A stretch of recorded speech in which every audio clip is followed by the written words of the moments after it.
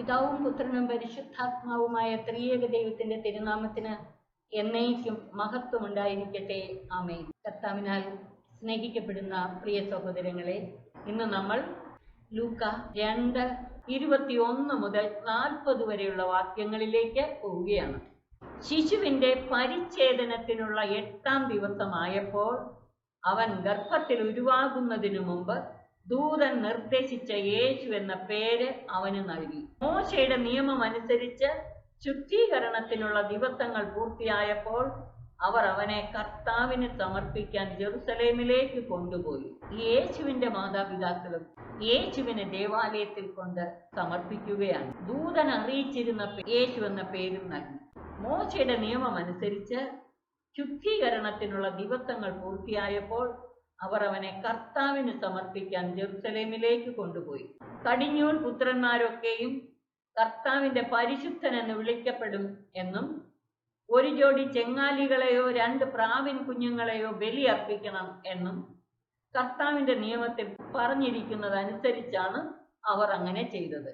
ലേവി പുസ്തകം 12-ാം അധ്യായം 2 മുതൽ 5 വരെയുള്ള വാക്യങ്ങളിൽ കടിഞ്ഞൂൽ പുത്രന്മാരെ ദേവാലയത്തിൽ സമർപ്പിക്കുന്നതിനെ കുറിച്ച് പറഞ്ഞിട്ടുണ്ട്.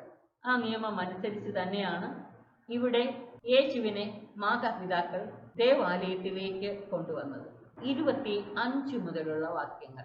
ജെറുസലേമിൽ ശിമയോൻ എന്നൊരുവൻ ജീവിച്ചിരുന്നു. അവൻ നീതിമാനും ദൈവഭക്തനും ഇസ്രായേലിന്റെ ആശ്വാസം പ്രതീക്ഷിച്ചിരുന്നവനുമായിരുന്നു. പരിശുദ്ധാത്മാവ് അവന്റെ മേൽ ഉണ്ടായിരുന്നു. കർത്താവിന്റെ അഭിഷിക്തനെ കാണുന്നതുവരെ മരിക്കുകയില്ലെന്ന് പരിശുദ്ധാത്മാവ് അവന് വെളിപ്പെടുത്തിയിരുന്നു. യേശുവിനെ ദേവാലയത്തിലേക്ക് കൊണ്ടുവന്നപ്പോൾ ശിമയോൻ ദേവാലയത്തിലേക്ക് കടന്നു വരാൻ ഇടയായ പശ്ചാത്തലമാണ് ഇവിടെ ആദ്യം പറയുന്നത്. 27-ാം വാക്യം. പരിശുദ്ധാത്മാവിന്റെ പ്രേരണയാൽ അവൻ ദേവാലയത്തിലേക്ക് വന്നു. അപ്പൊ ശിമയോൻ ദൈവഭക്തനായിരുന്നു, നീതിമാനായിരുന്നു, കർത്താവിന്റെ അഭിഷിക്തനെ കാണുന്നതിന് മുമ്പ് മരിക്കുകയില്ലെന്ന് അറിയിപ്പുണ്ടായിരുന്നു. അവൻ ഈ ആശ്വാസം പ്രതീക്ഷിച്ച് കാത്തിരുന്നു. അവന്റെ മേൽ പരിശുദ്ധാത്മാവ് ഉണ്ടായിരുന്നു. മാത്രമല്ല, യേശുവിനെ ദേവാലയത്തിലേക്ക് കൊണ്ടുവന്ന സമയത്ത് പരിശുദ്ധാത്മാവിന്റെ പ്രേരണയാൽ അവൻ ദേവാലയത്തിലേക്ക് വന്നു. നോക്കുക, ഏത് സമയം എങ്ങോട്ട് പോകണം, എങ്ങോട്ട് എൻ്റെ പാദങ്ങൾ ചലിപ്പിക്കണം എന്ന് വരെ നിയന്ത്രിക്കുന്ന ഒരു ദൈവത്തിന്റെ ചിത്രം. ദൈവഭക്തരുടെ ജീവിതത്തിൽ ദൈവം ഇടപെടുന്നത് എങ്ങനെയെന്ന് ചിന്തിക്കുക. ദേവാലയത്തിലേക്ക് അവൻ പരിശുദ്ധാത്മാവിന്റെ പ്രേരണയാൽ വന്നു. ആ സമയത്ത് നിയമപ്രകാരമുള്ള അനുഷ്ഠാനങ്ങൾക്കായി ശിശുവായ യേശുവിനെ മാതാപിതാക്കന്മാർ ദേവാലയത്തിൽ കൊണ്ടുചെന്നു. ശിമയോൻ ശിശുവിനെ കൈകളിൽ എടുത്ത് ദൈവത്തെ സ്തുതിച്ചുകൊണ്ട് പറഞ്ഞു, കർത്താവേ, അവിടുത്തെ വാഗ്ദാനമനുസരിച്ച് ഇപ്പോൾ ഈ ദാസനെ സമാധാനത്തോടെ വിട്ടയക്കണമേ. അവൻ ദൈവത്തെ സ്തുതിച്ചുകൊണ്ട് പറഞ്ഞതാ, കർത്താവേ, അവിടുത്തെ വാഗ്ദാനം അനുസരിച്ച് ഇപ്പോൾ ഈ ദാസനെ സമാധാനത്തിൽ വിട്ടയക്കണമേ. എന്തെന്നാൽ സകല ജനതകൾക്കും വേണ്ടി അങ്ങൊരുക്കിയിരിക്കുന്ന രക്ഷ എന്റെ കണ്ണുകൾ കണ്ടു കഴിഞ്ഞു. സകല ജനതകൾക്കും വേണ്ടി അങ്ങൊരുക്കിയിരിക്കുന്ന രക്ഷ എന്റെ കണ്ണുകൾ കണ്ടു കഴിഞ്ഞു. ഇനി ഈ ദാസനെ സമാധാനത്തോടെ പറഞ്ഞയച്ചാലും. മാത്രമല്ല, ശിമയോൻ പറയാണ്, അത് വിജാതിയർക്ക് വെളിപാടിന്റെ പ്രകാശമാണ്, അവിടുത്തെ ജനമായ ഇസ്രായേലിന്റെ മഹിമയും. യേശു ഇസ്രായേലിന്റെ മഹിമയാണ്, വിജാതിയർക്ക് വെളിപാടിന്റെ വെളിച്ചവുമാണ്. യേശു ആരെന്നും അവന്റെ ദൗത്യവും വ്യക്തമാക്കുന്നത് നോക്കിയേ. ആട്ടിടയന്മാർക്ക് ലഭിച്ച സന്ദേശത്തിൽ നമ്മൾ കണ്ടു. യേശുവിന്റെ ജനന സമയത്ത് യേശുവിനെ കുറിച്ച് പറഞ്ഞേക്കുന്നത് കണ്ടു. കർത്താവ് ആരെന്ന് മനസ്സിലായി. സകല ജനതകൾക്കും വേണ്ടി അങ്ങൊരുക്കിയ രക്ഷ, അത് വിജാതിയർക്ക് വെളിപാടിന്റെ പ്രകാശവും അവിടുത്തെ ജനമായ ഇസ്രായേലിന്റെ മഹിമയുമാണ്. അവനെക്കുറിച്ച് പറയപ്പെട്ടതെല്ലാം കേട്ട് അവന്റെ പിതാവും മാതാവും അത്ഭുതപ്പെട്ടു. ശിമയോൻ അവരെ അനുഗ്രഹിച്ചുകൊണ്ട് അവന്റെ അമ്മയായ മറിയത്തോട് പറഞ്ഞു, ഇവൻ ഇസ്രായേലിൽ പലരുടെ വീഴ്ചയ്ക്കും ഉയർച്ചയ്ക്കും കാരണമാണ്. ഇവൻ വിവാദ വിഷയമായ അടയാളമായിരിക്കും. അങ്ങനെ അനേകരുടെ ഹൃദയ വിചാരങ്ങൾ വെളിപ്പെടും. നിന്റെ ഹൃദയത്തിലൂടെ ഒരു വാൾ തുളച്ചു കയറും. രക്ഷകനെ സ്വന്തം കരങ്ങളിൽ വഹിക്കാനുള്ള ഭാഗ്യം ലഭിച്ചു. അവൻ ശിശുവിനെ കൈകളിൽ എടുത്തുകൊണ്ട് വലിയ ആനന്ദത്തോടെ ദൈവത്തെ സ്തുതിച്ചുകൊണ്ട് പറഞ്ഞു, കർത്താവേ, അവിടുത്തെ വാഗ്ദാനം അനുസരിച്ച് ഇപ്പോൾ ഈ ദാസനെ സമാധാനത്തിൽ വിട്ടയക്കണമേ. എന്തെന്നാൽ സകല ജനതകൾക്കും വേണ്ടി അങ്ങൊരുക്കിയ രക്ഷ എൻ്റെ കണ്ണുകൾ കണ്ടു കഴിഞ്ഞു. ശിമയോനെ സംബന്ധിച്ചിടത്തോളം ദൈവം തന്റെ വാഗ്ദാനം നിറവേറ്റിയപ്പോൾ ലഭിച്ച ആനന്ദം അവർണ്ണനീയമായിരിക്കും. ദൈവത്തിന്റെ മാർഗത്തിലൂടെ ചരിക്കുന്നവർക്ക്, യഥാർത്ഥ ദൈവഭക്തർക്ക്, നീതിമാന്മാർക്ക് ദൈവം തന്റെ ആത്മാവിനാൽ ആത്മീയ കാര്യങ്ങൾ വെളിപ്പെടുത്തി തരും.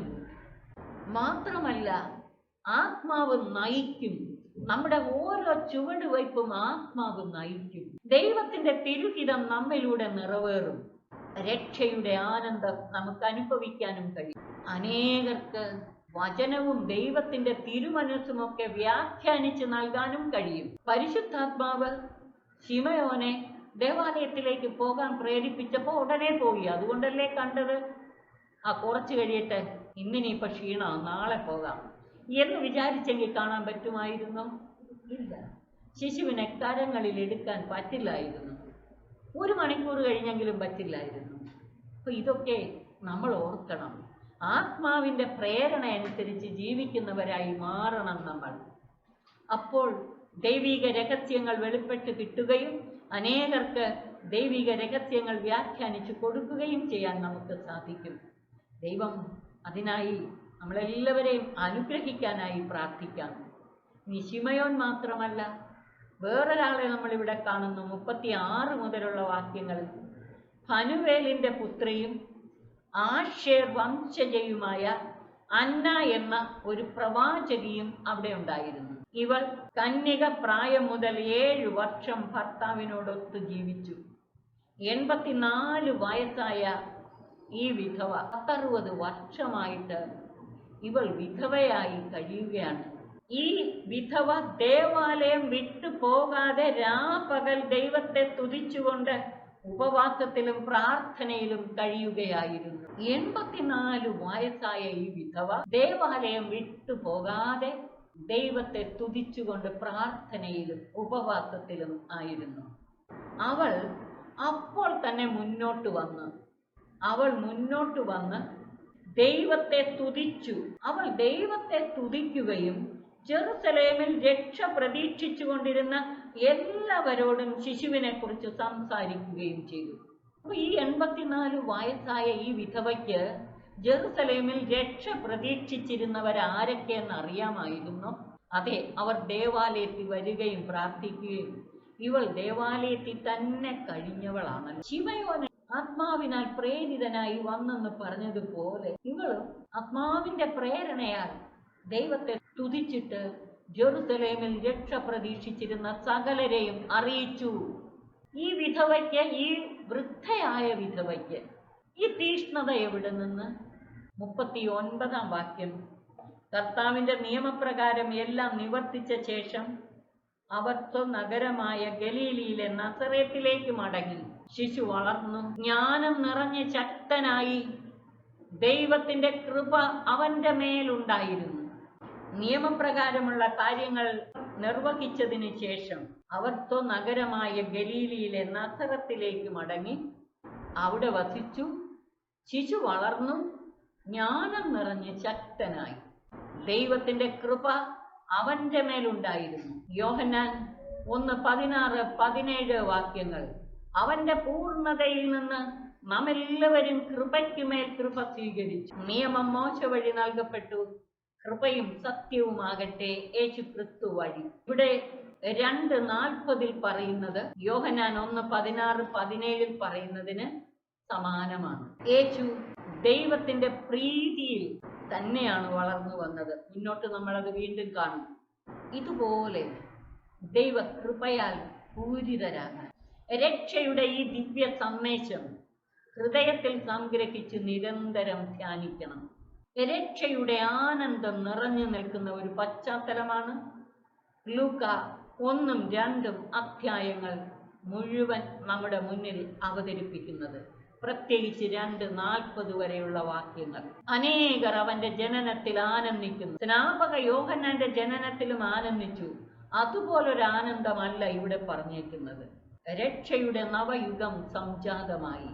ആ രക്ഷയുടെ നവയുഗത്തിന്റെ ലക്ഷണങ്ങൾ: 1, ആത്മാവിലുള്ള നവജീവിതം, ആത്മാവിന്റെ പ്രേരണയാലുള്ള ജീവിതം.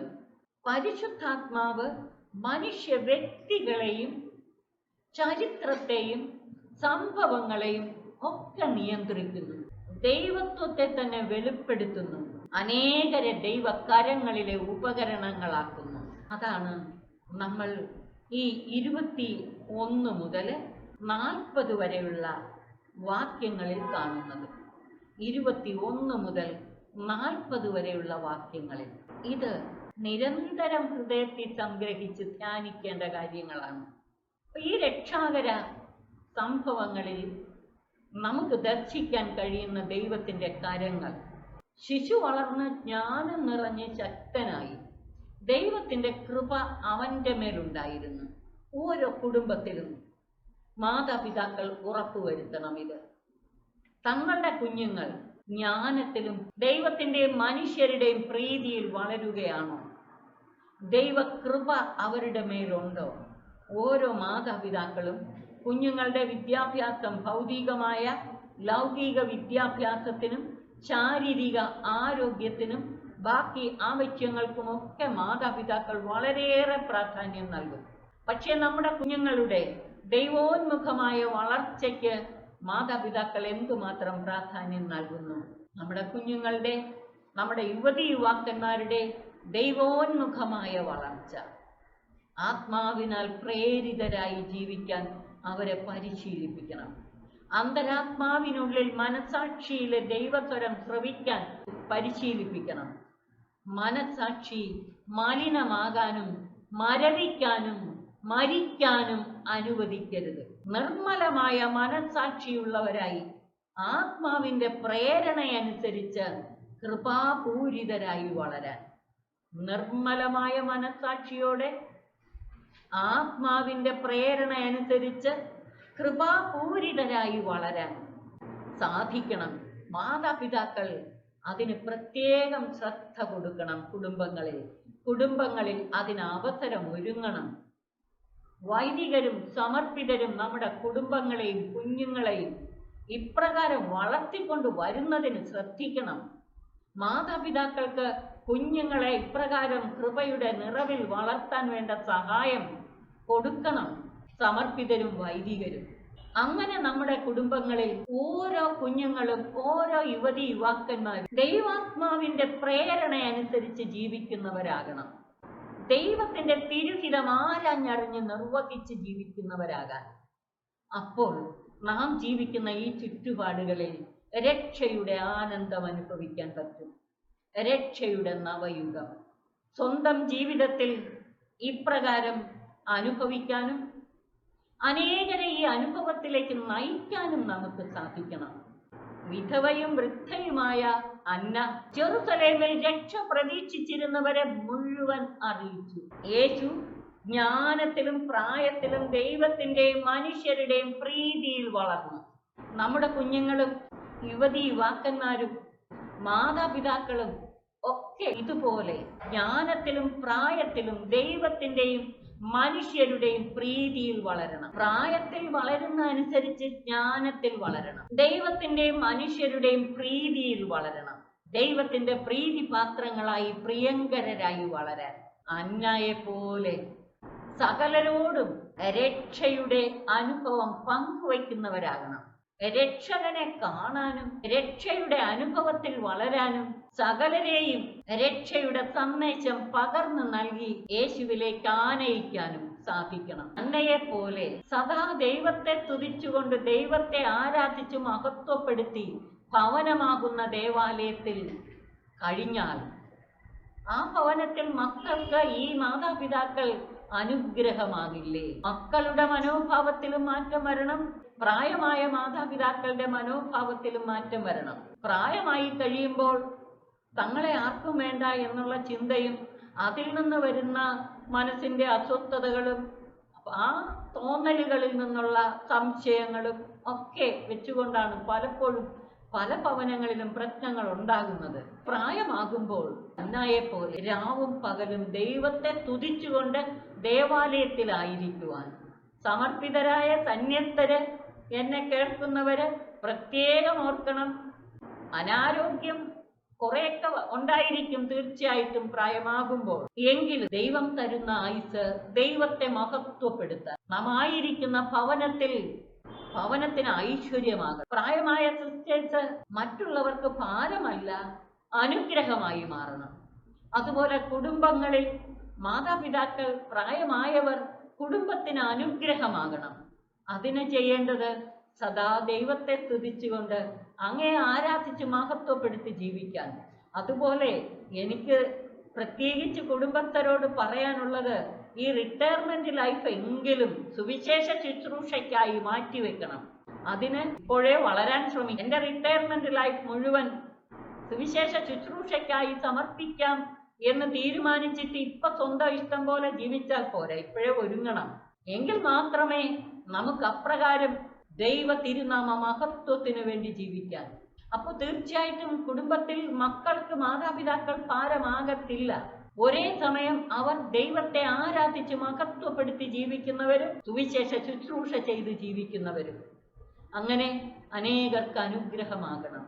ശിമയോനെ പോലെ, അന്നയെ പോലെ ഈ മാതൃകകൾ ഉൾക്കൊണ്ടുകൊണ്ട് അനുഗ്രഹീതമായ ഒരു ജീവിതം നയിക്കാൻ, രക്ഷയുടെ നവയുഗത്തിന്റെ അനുഭവം ഇന്നിവിടെ അനുഭവിക്കുവാൻ, സകലർക്കുമായി ദൈവമൊരുക്കിയ രക്ഷ ദർശിക്കുവാനും അനുഭവിക്കുവാനും, അനേകരുമായി ഈ അനുഭവം പങ്കുവയ്ക്കാൻ, അനേകരെ രക്ഷയുടെ തുറമുഖത്തേക്ക് നയിക്കാൻ, ദൈവവുമായുള്ള ഐക്യത്തിലുള്ള ജീവിതം നയിച്ചുകൊണ്ട് നമുക്ക് പരിശ്രമിക്കാം. യേശുവിൻ്റെ ഒന്നാം വരവിന് സ്നാപക യോഹന്നാൻ വഴിയൊരുക്കിയതുപോലെ യേശുവിൻ്റെ ഒന്നാം വരവ് ശിമയോനും അന്നായും ദർശിച്ചതുപോലെ, അതിന് സാക്ഷ്യം വഹിച്ചതുപോലെ നമുക്കും നമ്മുടെ കർത്താവിൻ്റെ മഹത്വപൂർണമായ പുനരാഗമനത്തിന് വഴിയൊരുക്കാനും അവൻ്റെ മഹത്വപൂർണമായ പുനരാഗമനത്തെ ദർശിക്കാനും